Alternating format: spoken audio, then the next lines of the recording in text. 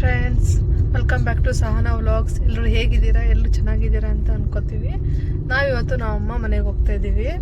ಅಪ್ಪದು ಪೂಜೆ ಇತ್ತು, ಸೊ ಹಂಗಾಗಿ ಹೋಗ್ತಾ ಇದ್ದೀವಿ. ಅಲ್ಲಿಂದ ಮತ್ತೆ ಕೋಲಾರ್ಗೆ ಹೋಗಬೇಕು. ಅದಾದಮೇಲೆ ರಿಟರ್ನ್ ಬ್ಯಾಂಗ್ಳೂರ್ಗೆ ಬರ್ತೀವಿ. ಇವಾಗ ಕೈ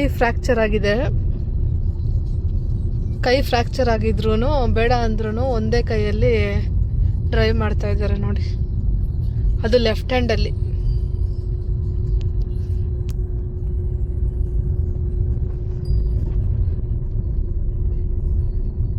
ಕೈ ಫ್ರ್ಯಾಕ್ಚರ್ ಆಗಿದೆ, ಬೇಡ ಬೇಡ ಅಂದ್ರೂ ಕೇಳಲ್ಲ ಫ್ರೆಂಡ್ಸ್. ಟ್ರೈನಲ್ಲಿ ಒಂದು ಕೈಯಲ್ಲೇ ಓಡಿಸ್ಕೊಂಡು ಊರು ರೀಚ್ ಆಗ್ತಾ ಇದ್ದೀವಿ. ಹೆಂಗನ್ನಿಸ್ತು ವಿವೇಕ್? ನಂಗಂತೂ ಭಯ ಆಗ್ತಿತ್ತು, ಕೈ ಹಿಂಗೆ ಇಟ್ಕೊಂಡು ಹೆಂಗೆ ಓಡಿಸೋದು ಏನೋ ಅಂತಂದ್ಬಿಟ್ಟು ತುಂಬ ಭಯ ಆಗ್ತಾಯಿತ್ತು. ಹಿಂಗೂ ಫೈನಲಿ ದೇವ್ರ ದಯ ಹುಷಾರಾಗಿ ರೀಚ್ ಆಗ್ತಿದ್ವಿ ಮನೆಗೆ. ಈಗ ಹೋಗಿ ಪೂಜೆ ಮಾಡಿ ಮನೆಗೆ ಹೋಗಿ ಊಟ ತಿನ್ನಬೇಕು. ಊಟನೂ ಮಾಡಿಲ್ಲ ಇನ್ನು, ಮಾರ್ನಿಂಗಿಂದ ಬ್ರೇಕ್ಫಾಸ್ಟು ತಿಂದಿಲ್ಲ. ಮನೆಗೆ ಹೋಗಿ ಅಮ್ಮ ಏನು ಮಾಡಿರ್ತಾರೋ ನೋಡಿ ಊಟ ಮಾಡಬೇಕು. ಅದಕ್ಕೂ ಮುಂಚೆ ಫಸ್ಟು ಪೂಜೆ ಮಾಡಬೇಕು. ತೋಟ ಹತ್ರ ಹೋಗಿ ಪೂಜೆ ಮಾಡಿಕೊಂಡು ಮತ್ತೆ ಮನೆಗೆ ಹೋಗ್ತೀವಿ. ಆಮೇಲೆ ಸಿಗ್ತೀವಿ. ಬಾಯ್ ಬಾಯ್. ಫೈನಲಿ ತೋಟ ಹತ್ರ ರೀಚ್ ಆಗೋಷ್ಟರೊಳಗಡೆ ಅಮ್ಮನೂ ಮತ್ತು ನನ್ನ ತಮ್ಮ ಪೂಜೆ ಮಾಡಿಕೊಂಡು ಆಲ್ರೆಡಿ ಮನೆಗೆ ಹೊರಟಿದ್ರು. ನಾವು ಕಾಲ್ ಮಾಡಿದಾಗ ಮನೆಗೆ ಇನ್ನೇನು ರೀಚ್ ಆಗ್ತಾಯಿದ್ವು, ಬಟ್ ನಾವು ಕಾಲ್ ಮಾಡಿ ರಿಟರ್ನ್ ಬನ್ನಿ, ನಾವು ಬಂದಿದ್ದೀವಿ ಅಂತ ಹೇಳಿದ್ವಿ. ಮತ್ತು ಅಮ್ಮನ ಡ್ರಾಪ್ ಮಾಡಿ ನನ್ನ ತಮ್ಮ ಹೋದ. ಸೊ ಅವರು ಆಗಲೇ ಪೂಜೆ ಎಲ್ಲ ಮಾಡಿದರು. ನಾನು ಹೋಗಿ ಪೂಜೆ ಎಲ್ಲ ಮಾಡಿದೆ. ಪ್ರತಿ ವರ್ಷ ಬರೋದಕ್ಕೆ ನಾನು ತುಂಬ ಟ್ರೈ ಮಾಡ್ತೀನಿ. ಸೊ ಹಾಗೆ ಲಾಸ್ಟ್ ವರ್ಷ ಬರಲಿಕ್ಕಾಗಲಿಲ್ಲ, ಈ ವರ್ಷ ನಾನು ಬಂದೆ. ನನಗಂತೂ ತುಂಬ ಖುಷಿ ಆಗ್ತಿತ್ತು ಪೂಜೆ ಟೈಮಿಗೆ ಬಂದೆ ಅಂತಂದ್ಬಿಟ್ಟು. ನಾನು ಪೂಜೆಗೆ ಅಂತಲ್ಲ, ಯಾವಾಗಲಾದರೂ ಅಮ್ಮ ಊರಿಗೆ ಬರ್ತಾ ಇರ್ತೀನಲ್ಲ, ಒಂದು 3-4 ಟೈಮ್ಸ್ ಬಂದಾಗ ಅಟ್ಲೀಸ್ಟ್ ಒಂದು 2 ಟೈಮ್ಸ್ ಆದರೂ ಬಂದು ಇಲ್ಲಿ ನಮಸ್ಕಾರ ಮಾಡಿಕೊಂಡು ಹಾಗೆ ತೋಟ ಎಲ್ಲ ನೋಡ್ತಿರ್ತೀನಿ. ಮುಂಚೆ ತುಂಬ ಗಿಡಗಳೆಲ್ಲ ಇತ್ತು, ಇಲ್ಲಿ ಸ್ವಲ್ಪ ರೋಡ್ ಕನ್ಸ್ಟ್ರಕ್ಷನ್ ಆಗ್ತಿದೆ ಅಂತಂದ್ಬಿಟ್ಟು ಅದನ್ನೆಲ್ಲ ಕ್ಲೀನ್ ಮಾಡಿಬಿಟ್ಟಿದ್ದಾರೆ. ಆ್ಯಕ್ಚುಲಿ 12 ಗಂಟೆಗೆ ಪೂಜೆ ಇತ್ತು. ನಾವು ಒಂದು 10 ಮಿನಿಟ್ಸ್ ಏನೋ ಲೇಟಾಗಿ ಬಂದ್ವಿ ಅಷ್ಟೇ. ಮತ್ತು ತುಂಬ ಹಸಿವಾಗ್ತಿತ್ತು ನಮಗೂ.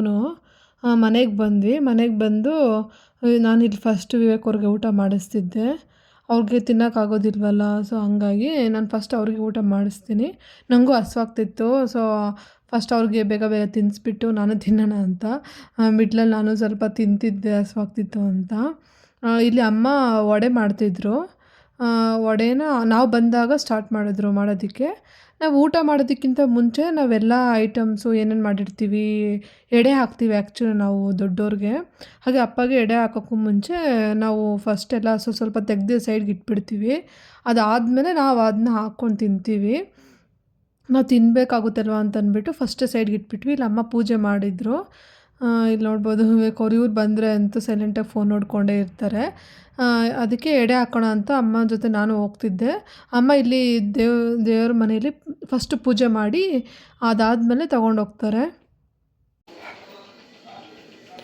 ವಾಟರ್ ಬಾಟಲ್, ಆಮೇಲೆ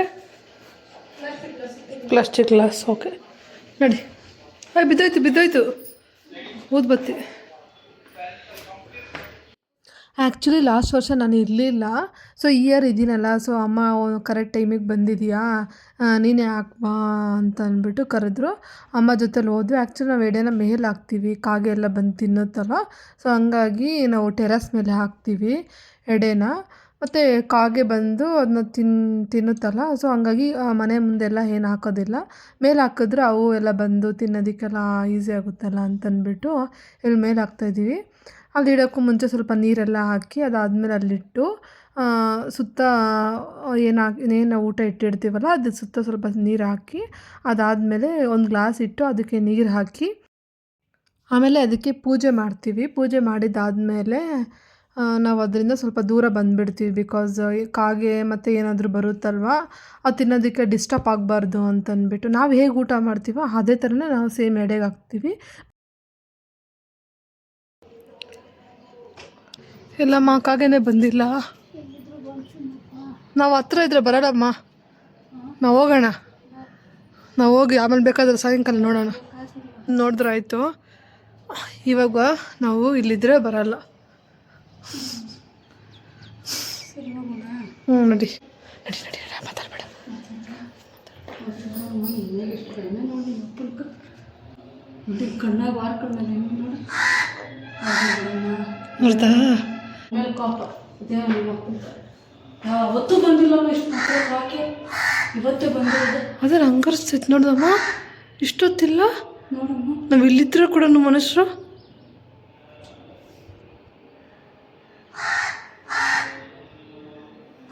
ಮಗಳು ಇಕ್ಕಿರೋದಕ್ಕೆ ನೋಡಿ ಏನು ಬೇಕು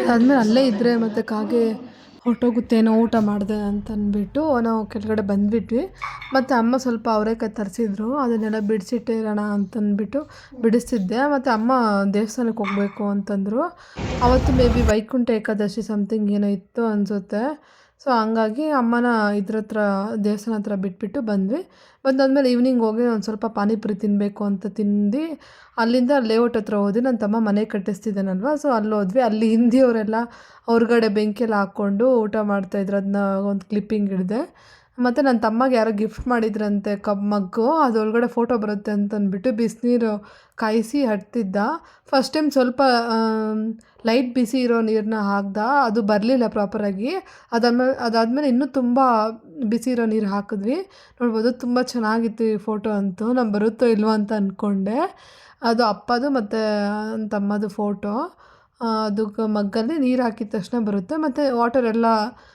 ಕೂಲ್ ಆದಮೇಲೆ ಅದು ನಾರ್ಮಲ್ ಮಗ್ ಕಲರ್ಗೆ ಬಂದುಬಿಡುತ್ತೆ ಅದು ನನ್ನ ತಮ್ಮ ಚಿಕ್ಕ ವಯಸ್ಸಿನ ಫೋಟೋ ಇನ್ನೊಂದು ಬಂದು ಬರ್ಡೇ ಫೋಟೋ